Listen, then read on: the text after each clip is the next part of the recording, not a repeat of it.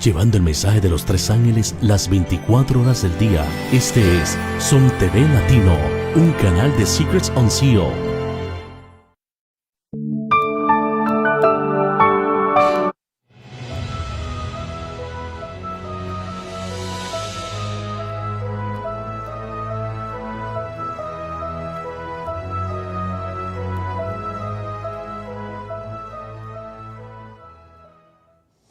Saludamos otra vez a nuestros hermanos y hermanas que nos acompañan en este simposio.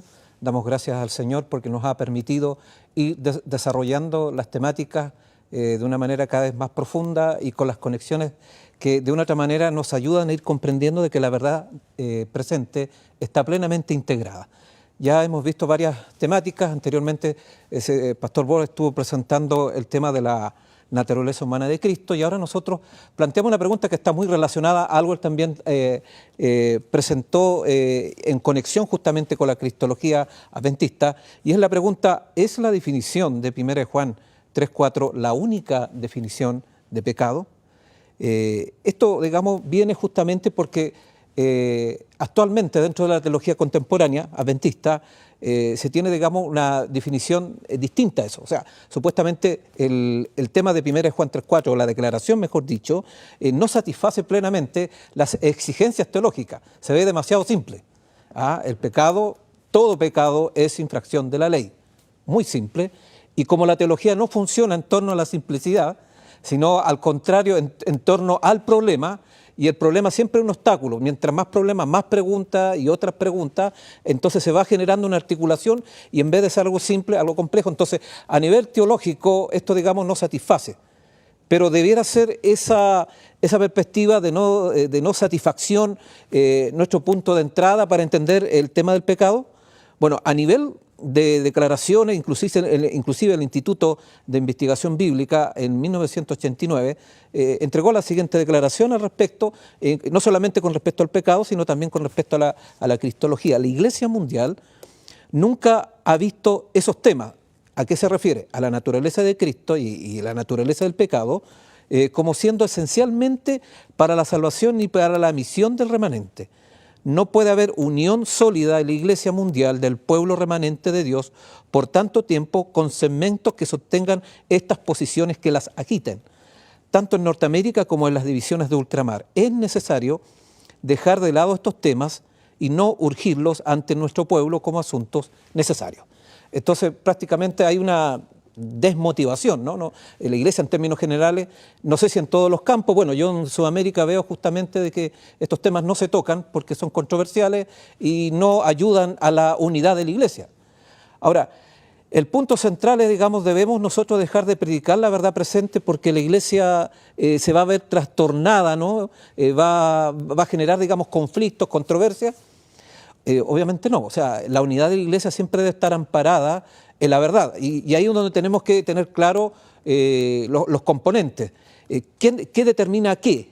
En este caso, ¿la organización está primero, luego la misión y después la doctrina o el mensaje? ¿O es al revés? Mensaje, misión, organización. Estos tres componentes quizás es lo que en estos momentos vemos de que no hay un orden.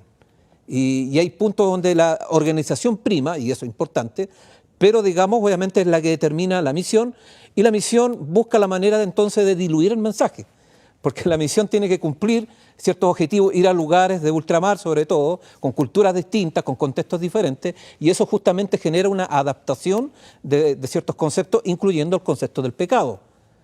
Porque obviamente si nos encontramos con aspectos culturales donde el pecado esto de transgresión de la ley, y lisa y llanamente de esa manera, entonces eso va a generar serios problemas. También podemos encontrar, bueno, tenemos uno de los grandes teólogos sistemáticos de la Iglesia, Norman Galley, dijo lo siguiente en una revista adventista, 1990, ¿importa cómo vemos a Jesús? Al concluir el primer artículo de su serie, Galley declaró: Jesús es para las creencias fundamentales adventistas del séptimo día lo que es el eje de las radios de una rueda. Quizás pueda arreglárselas con una o dos radios doblados, pero cuando el buje está descentrado, la rueda está en peligro. Ese es nuestro predicamento doctrinal hoy en la Iglesia. Eso declaró en 1990. Y no ha cambiado tampoco esa posición. Qué bien expresado una comprensión defectuosa de quién es Jesús, y lo que logró distorsionará la comprensión de la justicia por la fe, el Evangelio y la misión misma de la Iglesia. De hecho, debemos esforzarnos al máximo para asegurarnos de que el eje de nuestra fe no esté descentrado. Cuando estamos tratando con el corazón de nuestra razón de ser cristianos, no nos atrevemos a evadir los problemas o ignorar ideas potencialmente controvertidas. Más adelante añade, aunque la serie fue diseñada para considerar la evidencia con respecto a la naturaleza humana de Cristo, dicha evidencia no es realmente el factor determinante en nuestras conclusiones con respecto a la naturaleza de Cristo, que eso fue un debate que se hizo, digamos, a nivel iglesia, donde partió no con los nombres reales, y después obviamente se dio cuenta de eran las dos posiciones, Herbert Douglass y Norman Galley, que es conocido justamente ese debate. Entonces el problema real es la evidencia sobre la naturaleza del pecado. Cualquier conclusión a la que se llegue con respecto a qué es el pecado determinará nuestras conclusiones sobre la naturaleza de Cristo. Y tiene razón. Galley entonces reconoció este punto cuando dijo que los dos puntos de vista en conflicto sobre la naturaleza de Cristo surgen de dos entendimientos diferentes de lo que constituye el pecado. Claramente delineado entonces, y tiene mucha razón, el pecado justamente afecta esta comprensión. Otro aspecto más que le agrega, no debemos subestimar la importancia de este tema. Nuestra conclusión con respecto a lo que constituye el pecado afectará no solo a la naturaleza de Cristo, sino también lo que la justificación y la santificación están diseñadas para lograr, y si la perfección del carácter y una vida sin pecado son posibilidades legítimas o fantasías fanáticas. Entonces, en ese sentido estamos en deuda con Galley, por exponer su posición de una manera muy clara y sucinta, obviamente, en cuanto por lo menos a la problemática. En cuanto a las conclusiones ya es otro tema. Entonces, eso es otro. Entonces, después de enumerar las tres definiciones principales de pecado, como acto, relación y naturaleza, que esas son, digamos, las definiciones que él maneja, pregunta, ¿es posible que el pecado incluya las tres definiciones? ¿Se podría considerar la pecaminosidad, naturaleza, relación rota, y los pecados, actos como causa y efecto? En otras palabras, el pecado de tener una naturaleza caída es el pecado principal, pecado con mayúscula, diría otro autor, que conduce inevitablemente al pecado secundario de quebrantar la ley, pecados con minúscula. Es lo que hablamos de los constructos de cómo se empieza a articular el pecado en otros términos. Galley implica entonces además que esta es la visión agustiniana del pecado. Él reconoce abiertamente que es una visión agustiniana. Entonces él se sincera, es bien honesto para trabajar y dice, bueno, la posición que tenemos del pecado dentro de la teología y particularmente él, es una posición agustiniana. En este punto de vista, una persona es un pecador por naturaleza al nacer, ya bajo la condenación de Dios, por lo tanto comete actos de pecado inevitablemente, por lo que recibe una condena adicional. Quizás la explicación más precisa de esta visión del pecado lo dio hace siglos Juan Calvino en sus Institutos de la Religión Cristiana. Todos son originalmente depravados. La culpa proviene de la naturaleza. Incluso los bebés que traen su condenación con ellos desde el vientre de su madre sufren por su propio defecto. Los hombres nacen viciosos. Nosotros somos todos pecadores por naturaleza. Eso lo expresa Norman Galley, ¿no? Un teólogo sistemático. Eso está, digamos, bueno, tiene una magna obra de 4 tomos, y en el tomo 2 ustedes van a encontrar el capítulo 1 y en varias partes donde justamente desarrolla esta idea, y él es el gran articulador de nuestra teología sistemática, prácticamente. Y es interesante, digamos, que él transparenta y dice que nuestra posición es una posición, digamos, que viene de Agustín y es, digamos, de pecado por naturaleza. Ahora, esa posición agustiniana no viene sola, y las posiciones posteriormente que incorporaron tanto Lutero, Calvino y posteriormente también, bueno, Arminio y Wesley, y hemos hablado que Wesley es el teólogo favorito actualmente dentro, digamos, de los teólogos contemporáneos en cuanto al tema de la soteriología, también creyeron en el pecado original. O sea, prácticamente todas las corrientes del protestantismo de una u otra manera abrazaron el concepto del pecado como naturaleza, ¿no? Con pecado naturalizado. Entonces, Acá es importante ver justamente hacer un rastreo del pensamiento y de dónde viene, y eso vamos a abordar en unos momentos, históricamente, ¿no? Teológicamente, esta idea del pecado original. No solamente vamos a hablar de la parte histórica, sino del conducto teológico que está detrás de las ideas, de las presuposiciones que uno ve, digamos, detrás de este concepto, que no es bíblico. Entonces, cuando como adventistas comenzamos a considerar la cuestión de qué es exactamente el pecado, si la acción intencional o naturaleza heredada, lo que hicimos sin darnos cuenta fue entrar en 2000 años de desarrollo teológico cristiano que como iglesia no estábamos listos para enfrentar. Entonces nosotros cuando nuestros teólogos empezaron a hablar de pecado original, no se dieron cuenta, y eso se puede advertir obviamente, que estamos asumiendo una posición prácticamente de 2 milenios de pensamiento. Porque esto viene, el pecado original, lo vamos anteriormente, viene obviamente con un raijambre griego. Aunque uno dice, bueno, ¿y qué tienen que ver los griegos? No, bueno, hay conexiones. No fue sino hasta dentro de los últimos 30 años que los eruditos adventistas comenzaron a concentrarse finalmente en los elementos fundamentales de la teología católica y protestante para comprender mejor las razones detrás de las similitudes y diferencias que tuvimos con otros cristianos. Así se descubrió que la causa raíz de las diferencias se remonta a la filosofía griega. Bueno, interesante acá tenemos Fernando Canales, que hizo una investigación obviamente, y él obviamente da razón de eso. Raúl Kerr, que es un filósofo cristiano argentino, adventista también, ha hecho ese mismo rastreo, aunque ellos no se han metido con el tema del pecado, simplemente que han descubierto justamente las raíces griegas que están detrás de la tradición cristiana. Llámese de los padres de la iglesia, después viene, digamos, el protestantismo, y después viene el protestantismo liberal, y actualmente todo lo que es evangélico, prácticamente. O sea, las raíces, digamos, filosóficas griegas están presentes dentro de la teología evangélica. De manera, entonces, cuando nosotros empezamos a depender teológicamente y de manera crítica de los documentos evangélicos, estamos justamente recibiendo ideas griegas, aunque los mismos evangélicos, muchos de ellos no se dan cuenta de que están asumiendo esa posición, sino que solamente no se han dedicado a estudiar de que su concepción, ejemplo, inmortalidad del alma, es el pensamiento que viene, el pensamiento griego.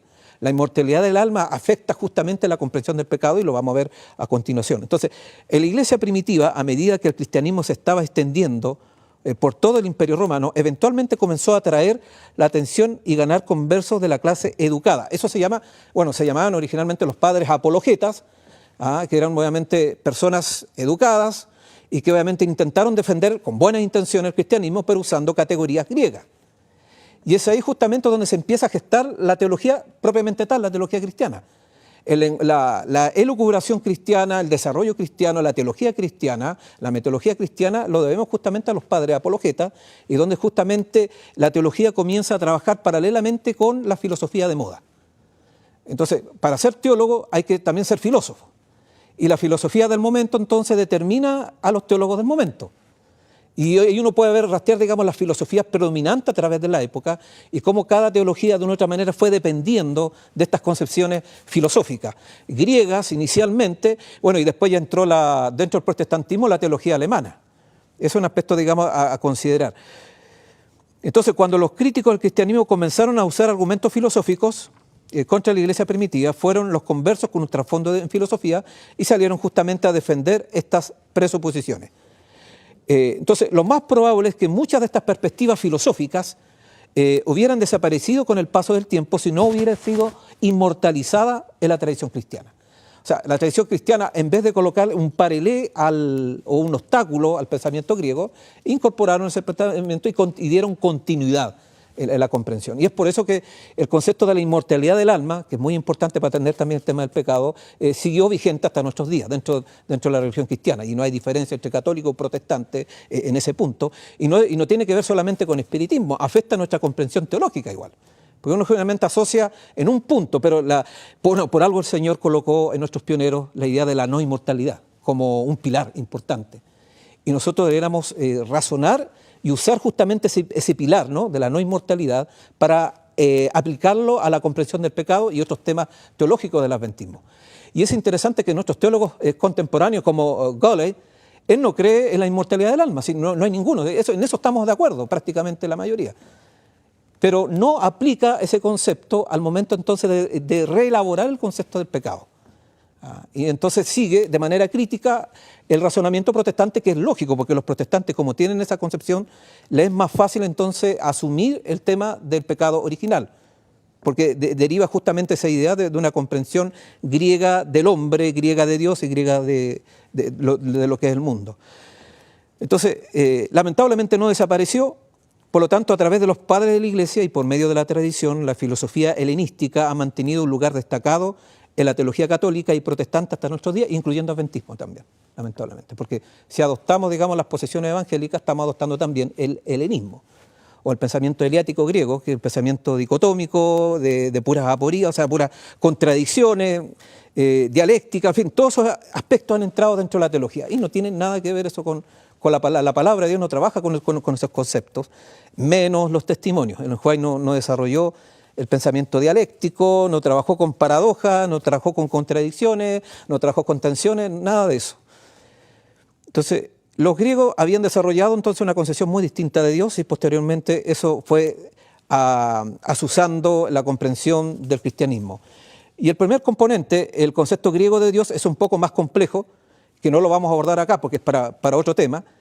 Esto ayudará entonces a aclarar, entre otras cosas, por qué los católicos y algunos protestantes creen cosas que nos parecen extrañas. Por ejemplo, los sacramentos, el bautismo infantil, la Eucaristía tienen la capacidad de solucionar parcialmente el problema del pecado de alguna manera. Eso se diría justamente por la concepción griega, que se instaló dentro del cristianismo, y englobado, digamos, por este concepto que nosotros conocemos como adventistas, la inmortalidad del alma. Entonces, si seguimos más adelante haciendo otras conexiones, con el término naturaleza se está hablando de la parte del alma inmortal del ser humano. Eso es un aspecto, digamos, que debemos destacar. Entonces, el concepto de naturaleza es un concepto griego. Si bien es cierto, el Espíritu de Profecía usa naturaleza, la Biblia también aparece en algunas declaraciones paulinas con naturaleza, pero no tiene nada que ver con el concepto de naturaleza que se maneja dentro de la teología. Ese concepto de naturaleza está estrechamente relacionado con el concepto de la inmortalidad del alma y solamente es posible dentro de esa concepción. El otro componente, el concepto griego del hombre como un ser dualista con un cuerpo mortal y un alma inmortal, es aparentemente mucho mejor entendido por la mayoría de los adventistas, porque por lo que pasaré más rápido, digamos, este tema, no nos vamos a meter en ese punto. Y otro aspecto que debo destacar, y que es una pregunta también que hay que considerar, ¿a qué se refieren exactamente otros cristianos con el término naturaleza, cuando hablan de naturaleza pecaminosa? Y la respuesta es que están hablando de la parte del alma inmortal del ser humano. Esto plantea la pregunta entonces de que cómo todo esto se traduce en teología adventista, dado que no creemos en un alma inmortal. Entonces el término naturaleza está asociado justamente a la inmortalidad del alma.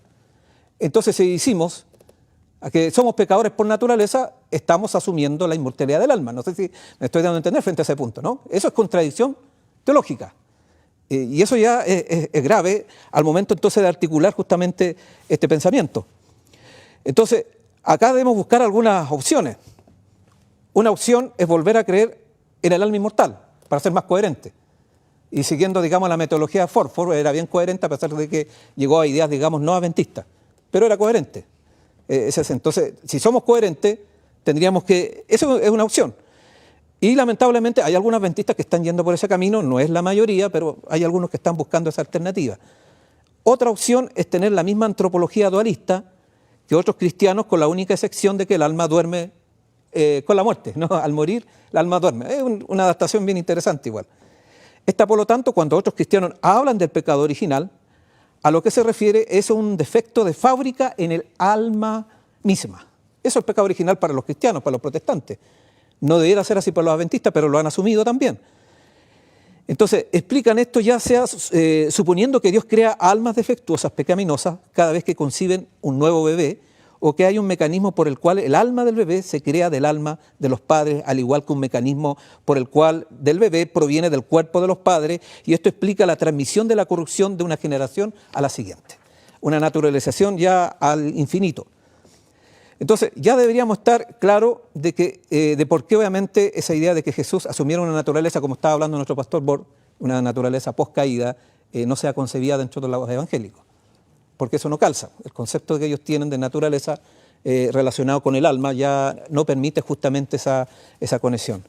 Entonces, si la palabra naturaleza es sinónimo de alma para los cristianos, otra pregunta más, ¿cómo se relaciona exactamente los adventistas con esto?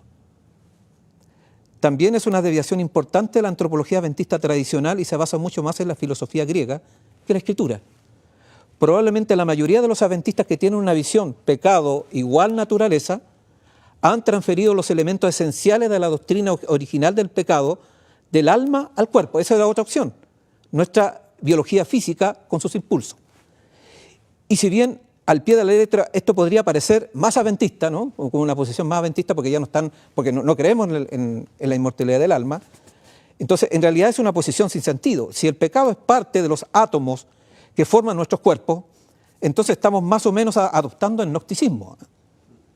Y es grave. Yo creo que ninguno ha pensado en eso, pero estamos hablando de la coherencia teológica, que de repente a veces emitimos declaraciones sin saber, digamos, hasta dónde puede llegar una declaración o una articulación teológica. Entonces, si tratamos de mantener un concepto de identidad como los evangélicos, debemos recordar que materialmente hablando hay un punto en el tiempo, en el cuerpo humano, donde nada más que un pequeño saco de ADN. Y si la mera presencia de ADN humano constituye pecado, que es otra posición que uno ve actualmente, ¿no? Que el pecado es parte de nuestro ADN, ¿qué pasa si transcribo toda la secuencia de ADN a una hoja de papel? ¿Ese papel también se volverá pecaminoso? No sé, es para reflexionar hasta dónde podemos llegar, ¿eh? Estoy ahí elucubrando y viendo un punto, digamos, de cómo a veces las presuposiciones teológicas que adoptamos, si no son coherentes, nos pueden llegar justamente a algo que es casi ridículo. Pero así puede llegar justamente cuando nosotros no hilamos bien los elementos que estamos asumiendo o cuando mezclamos ideas que vienen de otras tradiciones teológicas. Entonces, si la palabra naturaleza es sinónimo de alma para otros cristianos, ¿cómo se relacionan exactamente los adventistas con esto? Además de intentar remediar este problema, algunos de nuestros teólogos han tratado de reintroducir una variante del concepto de culpa original. Estas son otras variantes que son más forencistas. Los humanos son pecaminosos no por algo en sí mismo, sino por la posición legal de condena de la raza humana de manera corporativa. Eso algunos buscan esa medida legal, ¿no? Como algunos se han dado cuenta de esta incoherencia, entonces han buscado, o sea, se andan buscando mil formas y no van a la escritura, porque la escritura está clara. Pero estos son los desvíos y gasto de tiempo, gasto de energía, gasto de recursos para buscar justamente un acomodo y no caer, digamos, en incongruencia, pero al final no se soluciona el problema, porque esa manera no soluciona, porque tiene serias implicancias éticas llegar a esa declaración. Finalmente, hay otra explicación que ha sido que los seres humanos son pecaminosos porque nacimos separados de Dios, que esa es una posición que también hablaba nuestro pastor Bor. Y si bien esto podría ser una buena explicación de por qué desarrollamos una naturaleza pecaminosa en general, la separación en sí misma no puede considerarse pecado, ya que eso equivaldría a un requisito puramente arbitrario de parte de Dios.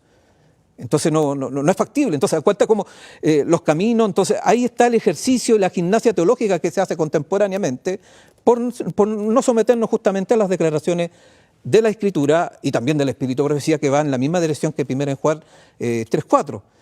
Entonces, ¿dónde anclamos? Y acá viene otra pregunta. ¿Dónde anclamos la identidad humana si rechazamos la noción de un alma inmortal? Los evangélicos ya la tienen clara, no tienen problema. El pecado original con el concepto de la inmortalidad, para los evangélicos está bien. No, para ellos no tienen problema de coherencia. Para un teólogo adventista o para un adventista sí hay problema, porque nosotros no creemos en la inmortalidad del alma. Entonces, ¿cómo hacemos para entender justamente el pecado, si el pecado, digamos, solamente el pecado original se sostiene con un concepto de la inmortalidad del alma? Entonces, esencialmente, cuando como adventistas rechazamos la antropología dualista de los griegos, también rechazamos con ella la capacidad de tener una identidad preformada desde el nacimiento, que luego puede considerarse legítimamente pecaminosa, como lo sostienen otros cristianos. Nuestra antropología requiere que veamos la identidad como algo en lo que nos desarrollamos en lugar de algo en lo que nacemos, que es distinto. Ahí debe estar, digamos, el punto, y eso, en esa dirección tenemos que ir. La identidad entonces es algo como en desarrollo, ¿no? En algo que nos desarrollamos en vez de algo en que nacemos, como algo mucho más fluido de lo que permite la antropología evangélica. Entonces, ¿dónde aclamamos la identidad humana si rechazamos la noción de un alma inmortal? Y acá viene entonces, y ahí viene el punto que creo que no se ha trabajado con el concepto del pecado, y es un problema vigente, por más que Norman Gale y otros han intentado armar una Hammer teología, que es el tema del pecado teológicamente hablando, no han podido. Sigue siendo un tema complejo el tema del pecado, y es ¿por qué? Porque nos hemos olvidado algo, o sea, el tema, la identidad humana debe ser anclada en el carácter. Ahí está el tema. Y tenemos luz al respecto. En la Escritura, ni hablar, en los testimonios, el énfasis que hace, pues, no hay más coherencia que Ellen White, ¿no? El espíritu de profecía es muy coherente en articular, bueno, por algo fue dirigido por el Espíritu Santo inspiró, dirigió a nuestra hermana para obviamente poder que los cabos, digamos, sueltos se puedan unir. El carácter es para los adventistas lo que el alma es para los católicos y evangélicos. Y esto conlleva implicaciones significativas que debemos tener en cuenta al desarrollar nuestra teología. No podemos simplemente transferir cosas de otros cristianos como si sus creencias pudieran encajar también en nuestro sistema de pensamiento como la de ellos. Entonces, ahí está el problema. Estamos trabajando suponiendo de que creemos en la mortalidad del alma, no creyéndola. Y en vez de enfocarnos justamente en donde debemos partir, en el tema del carácter. Es ahí donde está la identidad. Entonces un adventista no trabaja con el concepto de la inmortalidad del alma y con el concepto del alma, a pesar que Ellen White usa el alma, pero ella como sinónimo de carácter.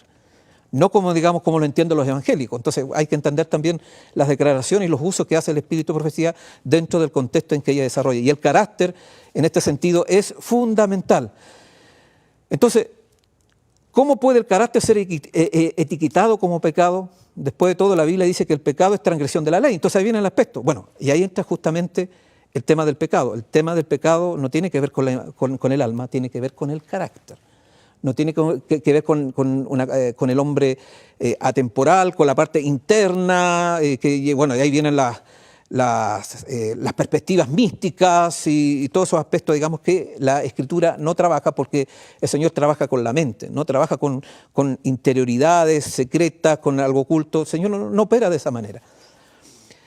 Sin embargo, con todo lo dicho, también debemos reconocer que las implicancias del pecado como carácter son muy diferentes a las implicancias del pecado como naturaleza.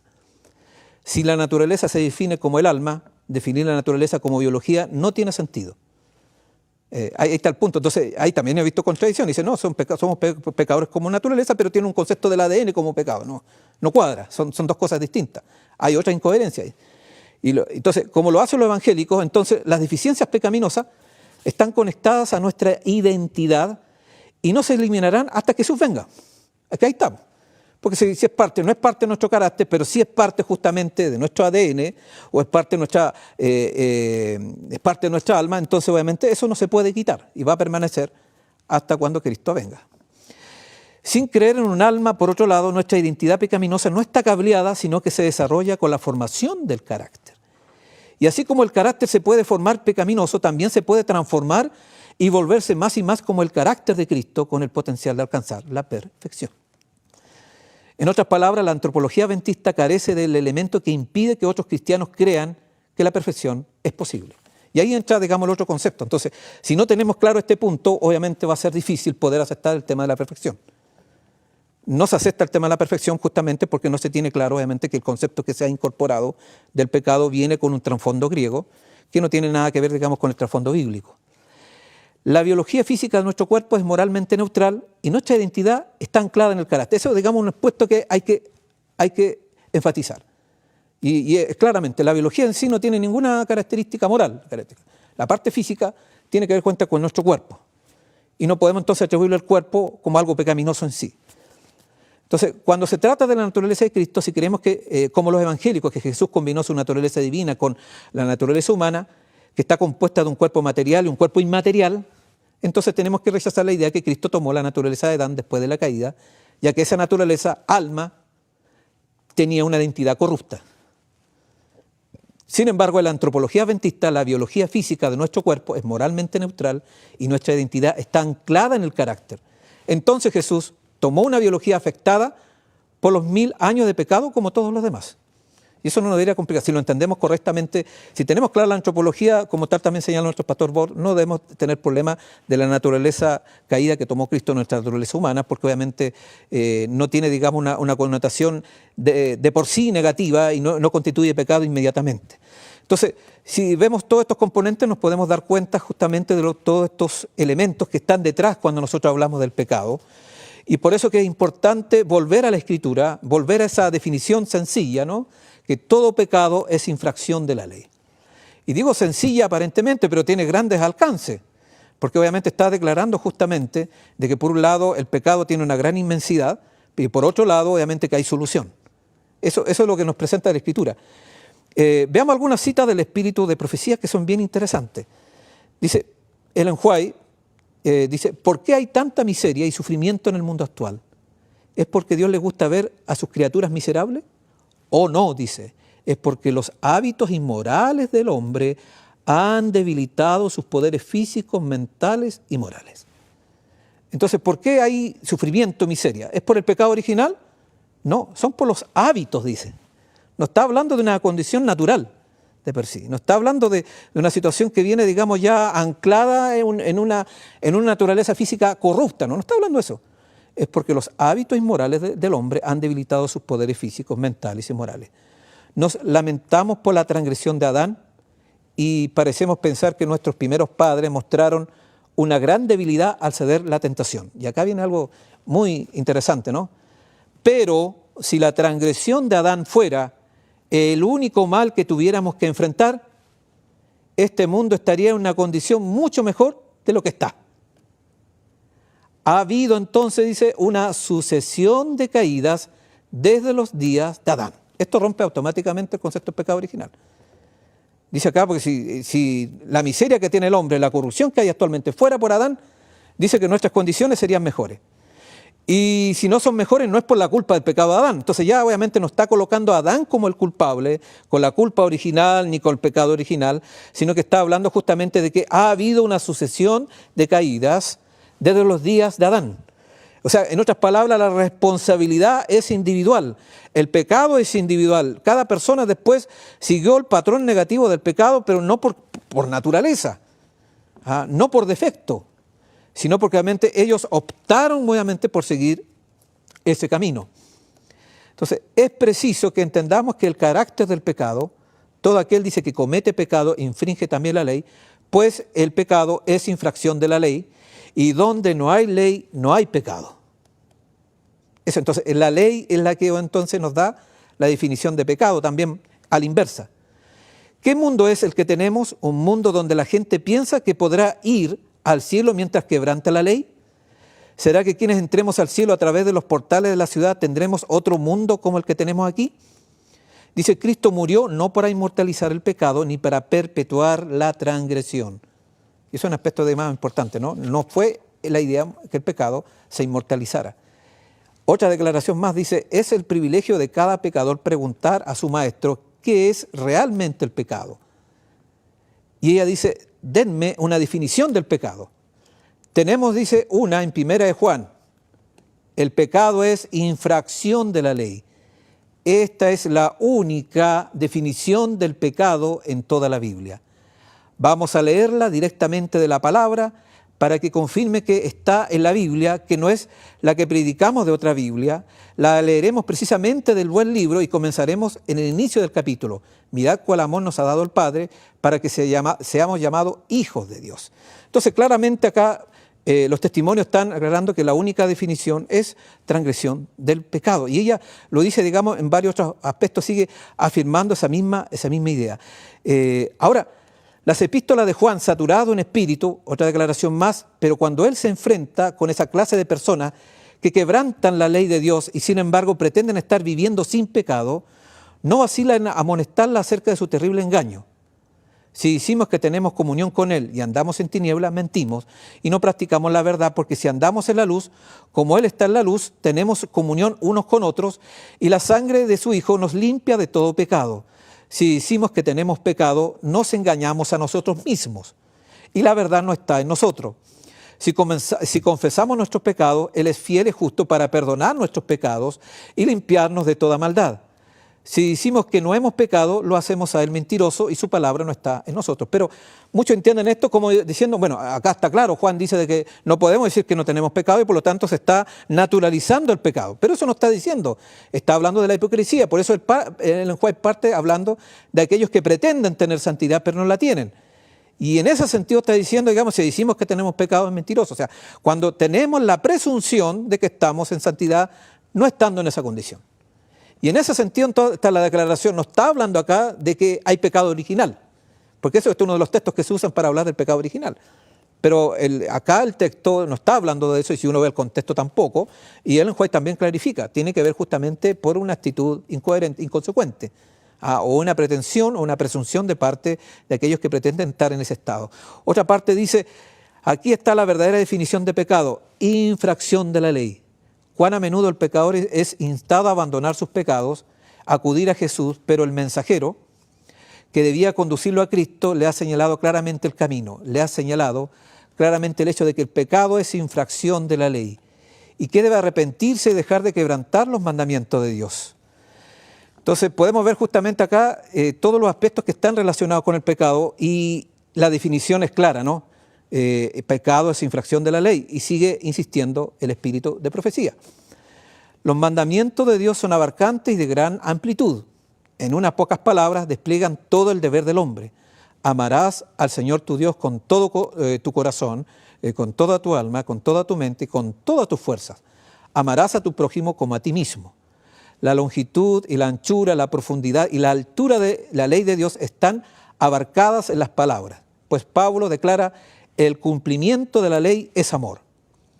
La única definición que encontramos en la Biblia para el pecado es infracción de la ley. Sigue insistiendo otra vez el espíritu de profecía. El juez sigue en la misma línea, no se arrepiente de la definición y no busca otra definición. No porque ella se le haya ocurrido, sino porque el Espíritu Santo la va dirigiendo y está en concordancia con la Escritura. Declara la palabra de Dios, todos pecaron y están destituidos de la gloria de Dios. Romanos 3:23. No hay quien haga lo bueno, no hay ni siquiera uno. Muchos están engañados acerca de la condición de su corazón. No comprenden que el corazón natural es engañoso más que todas las cosas y desesperadamente impío. Se envuelven con su propia justicia y están satisfechos por alcanzar su propia norma de carácter. Sin embargo, cuán fatalmente fracasan cuando no alcanzan la norma divina y por sí mismos no pueden hacer frente a los requerimientos de Dios. En ese sentido está hablando justamente esos textos paulinos y el cual acá ilumina en este sentido. Otra declaración interesante acá del espíritu de profecía de los testimonios. Vi que todavía sigue siendo así. De tarde en tarde guardaréis vuestro reposo.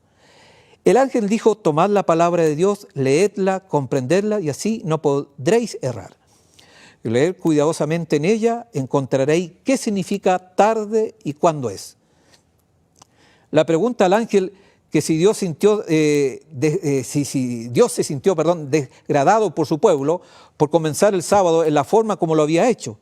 Fui llevado hacia atrás al primer sábado observado y seguí al pueblo de Dios hasta este tiempo, pero no veía que Dios estuviera disgustado con ellos. Pregunté cómo era que a estas alturas tuviéramos que cambiar la hora de comenzar el sábado. El ángel dijo, vosotros comprenderéis, pero no todavía, no todavía. El ángel dijo, si se recibe la luz y esa luz se pone de lado o se rechaza, entonces viene la condenación y el desagrado de Dios. Pero antes que se reciba la luz no hay pecado, porque no hay luz que ellos puedan rechazar. Bueno, acá tenemos ya una definición, una perspectiva de lo que es pecado para el espíritu de profecía. Claramente acá el enjuague no trabaja con las categorías griegas de naturalizar el pecado, porque el pecado está con dos elementos importantes, con la luz que se tiene, por un lado, si no está la luz, no hay pecado. Si esa luz está y se rechaza, es pecado, son las opciones. Pero ¿qué? Cuando dice, si se rechaza, ¿qué está hablando ahí? Voluntad, elección, decisión. Claramente, obviamente, la comprensión de los testimonios con respecto al pecado, ya en términos concretos, porque este es un caso que se le presenta en el enjuague, con respecto a la observancia del día sábado. Y hay otras partes donde igual otra vez el sábado pasó a ser un tema complejo en ciertos tipos de aplicaciones, pero ahí el Señor le trajo luz y esa luz estaba directamente relacionada con el concepto del pecado. Si hubiese sido un concepto por naturaleza, obviamente estas preguntas están de más y estas inquietudes están de más también. Pero como claramente la comprensión del pecado que tenía los testimonios, el enjuay, por revelación, entonces venía la inquietud, ¿qué hacemos en este punto? Y entonces el ángel dice, si esa luz está y se rechaza, entonces es pecado. Si no hay luz, no hay pecado. Es tal cual también lo dice el apóstol Pablo, ¿no? Con respecto, digamos, al conocimiento de la ley, digamos, lleva justamente al pecado. Si no hay ese conocimiento, ese discernimiento en ese momento, no hay pecado. Por eso no se le puede inculpar a Lutero por no guardar el sábado. Eso lo hablamos posteriormente, ¿no? Porque Lutero no guardó el sábado. Pero por eso, digamos, falló, no tuvo luz al respecto.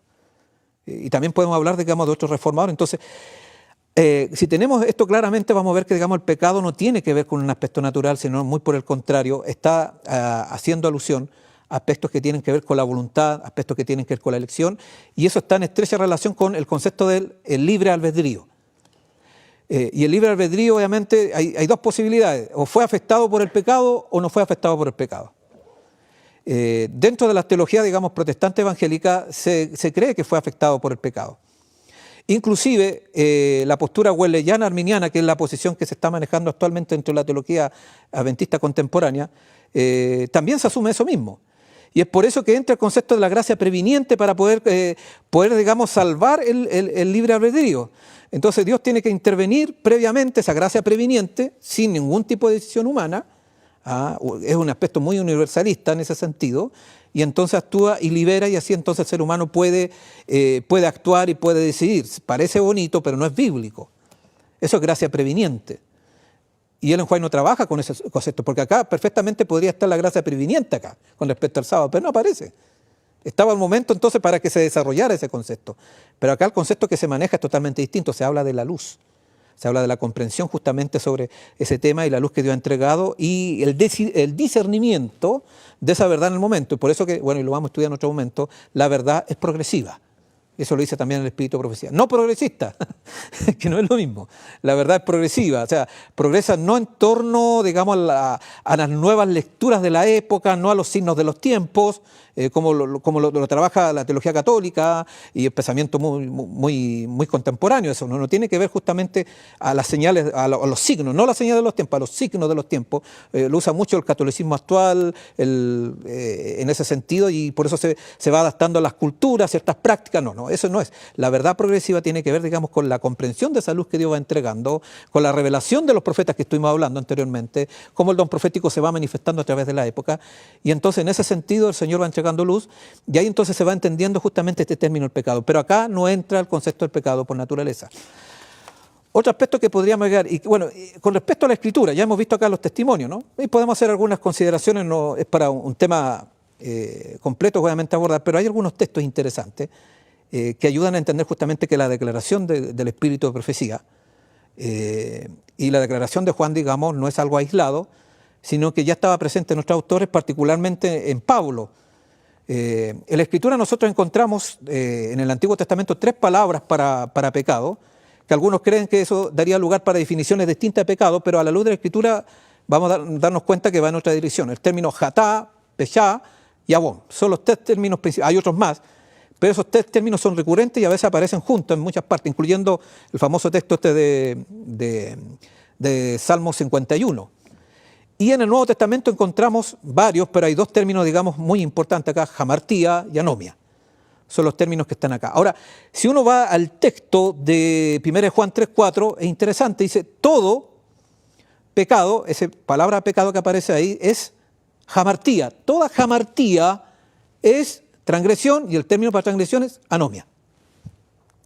Entonces coloca prácticamente una ecuación, jamartía y anomia, y no como 2 elementos distintos, sino que Juan Jutas lo equipara. Porque hay algunos que dicen que jamartía tiene que ver con otro aspecto de pecado, y se usa justamente eso para naturalizar el pecado. Pero eso no lo vamos a encontrar en el Nuevo Testamento, y por eso acá Juan y el Espíritu Santo dirige y se conecta con anomia, que anomia es un concepto más legalista, podríamos decir, ¿no? Un concepto más legalista, entre comillas, ¿no? Un pensamiento que tiene que ver con la ley de Dios y con la transgresión de la ley. Si uno va a Romanos capítulo 4, versículo 7, es interesante que Pablo cita Salmo 31:1. Dice: bienaventurados aquellos cuyas iniquidades son perdonadas y cuyos pecados son cubiertos. El término pecado cubierto usa el término anomia, transgresión de la ley, podríamos traducir perfectamente. y su transgresión de la ley son cubiertos. Y el término hebreo, digamos, que hace alusión, como está citando Salmo 31.1, es pechá. O sea, pechá en este sentido estaría en relación ¿con qué? Con anomia, que es el término que significa transgresión de la ley. O sea, ahí tenemos justamente que Pablo tenía claro que pechá está relacionado con transgresión de la ley también. Por relación justamente porque usa anomia, y obviamente anomia para traducir, para hacer, digamos, un equivalente al término pechá en hebreo. También dice, bienaventurado todo aquel cuya transgresión ha sido perdonada y cubierto su pecado, ¿no? Cubierto su anomia, y ahí está también el mismo término pechá. Más adelante en Romanos capítulo 8, cita Salmos 31.2, y dice, bienaventurado el varón a quien el Señor no inculpa del pecado. Ahí también usa el término anomia, pero esta vez ese término anomia no traduce pechá porque aparece otro término hebreo, abón. O sea, abón es anomia, es transgresión de la ley. Estamos hablando como si el apóstol Pablo no tiene problema. Abón no significa otra cosa. Abón significa, al igual que pechá, transgresión de la ley. Más adelante nosotros podemos encontrar, digamos, otra declaración. Bienaventurado el hombre a quien Jehová no culpa de iniquidad, y en cuyo espíritu dice no hay engaño. Ahí el término es también anomia y el término es abón. Hebreos capítulo 10, 17 hace el apóstol Pablo una alusión, ¿no? una cita a Jeremías capítulo 31, versículo 4, y dice, y nunca más me acordaré de sus pecados y transgresiones.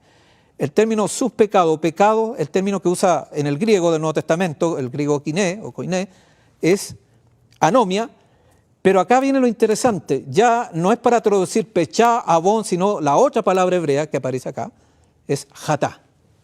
O sea, toda jatá es transgresión de la ley. No sé si me estoy entendiendo. Entonces el apóstol Pablo, claramente acá estamos dando cuenta que usa anomia para justamente articular el concepto del pecado. Si bien es cierto, Pablo no define como Juan de la misma manera, porque no se preocupa de ese tema, pero sí, en la práctica Pablo justamente asocia los términos jatá en hebreo, el término pechá y el término abón como anomia. Y anomia, ¿qué es lo que es? Transgresión de la ley. Entonces, de manera que cuando Ellen White dice todo pecado es transgresión de la ley, Ellen White, sin entrar en un trabajo más exegético, un trabajo lexicográfico de las lenguas bíblicas, el Espíritu Santo es preciso. Tiene razón, claramente, porque estos textos van justamente en esa dirección. Porque perdonaré la maldad de ellos, dice más abajo, y nunca más me acordaré más de sus pecados. Ahí aparece anomia y otra vez jatá. Entonces, otro texto más que podríamos decir donde usa, acá viene otro aspecto importante. Bueno, ¿y qué pasa con jamartía? Ya hemos visto que el apóstol Pablo relaciona anomia con jatá, pechá, abón. Son sinónimos. Y anomia estamos hablando de que es transgresión de la ley. ¿Y jamartía significa otra cosa que transgresión? Veamos qué nos dice el texto.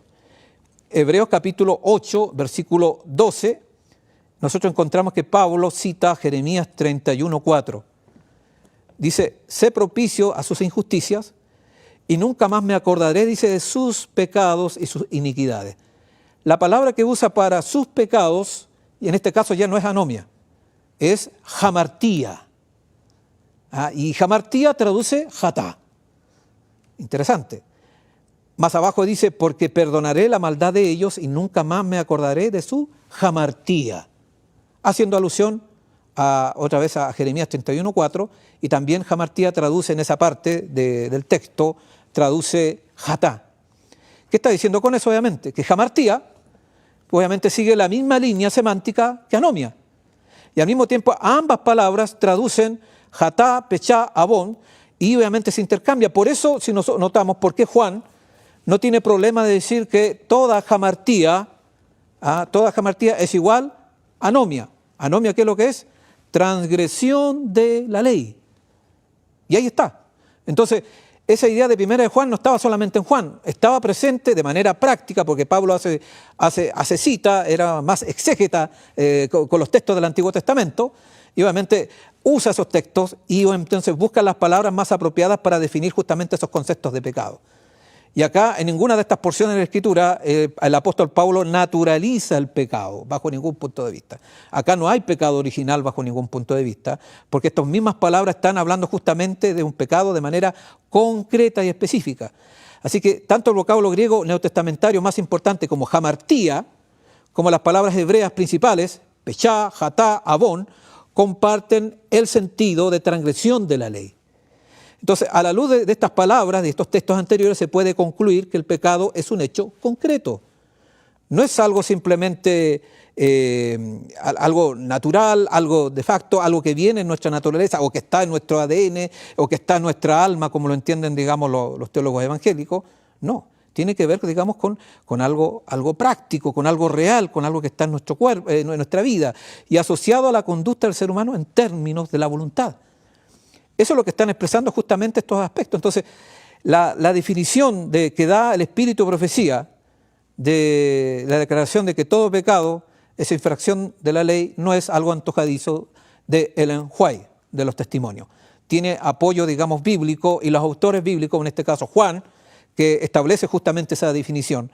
Y Pablo, digamos, que lo lleva a la práctica en esa relación y relaciona justamente estos términos más importantes, porque estos son los términos más importantes para pecado, y los conecta justamente y los articula a la luz justamente de anomia, ¿no? De este concepto. Anomia pasa a ser justamente el concepto fundamental que empieza a articular justamente la comprensión de los otros términos, determina la comprensión de hamartía, que tiene que ver con pecado, de jatá, pechá y avón, y todo eso justamente es transgresión de la ley. Entonces, acá podemos ver justamente que la misma Escritura no sigue los lineamientos que vimos inicialmente, no sigue la filosofía griega, para nada, bajo ningún punto de vista, no sigue, digamos, los planteamientos evangélicos independientemente de las tradiciones, porque a pesar de que intentan diferenciarse la tradición luterana calvinista, por un lado, y la tradición arminiana wesleyana, por otro, obviamente ambas tradiciones creen en el pecado original. Y como creen en el pecado original, entonces obviamente no son capaces de ver la perfección en términos, lo vamos a estudiar posteriormente, ahora solamente lo estamos enunciando. Por eso se llega a la conclusión, obviamente, y los adventistas y los teólogos adventistas contemporáneos llegan a una definición de que ya, la obediencia está bien, ya no podemos evitarla porque somos adventistas y está, pero con pecado, no puede ser de otra manera. La perfección, con pecado. La santificación, con pecado. Esa preposición, no sin pecado. Y ahí justamente entra esta controversia, porque obviamente está justamente relacionado con esta comprensión distorsionada y que proviene de otra tradición teológica que no es la nuestra. Porque el pecado original no proviene de la tradición, como hablábamos inicialmente, de nuestras fuentes teológicas. El concepto del pecado original, el concepto del pecado por naturaleza, está, digamos, estrechamente relacionado, ya lo vimos, con un pensamiento ajeno al adventismo protestante, y los mismos protestantes nos han dado cuenta que esa comprensión que tienen del pecado tampoco es de ella.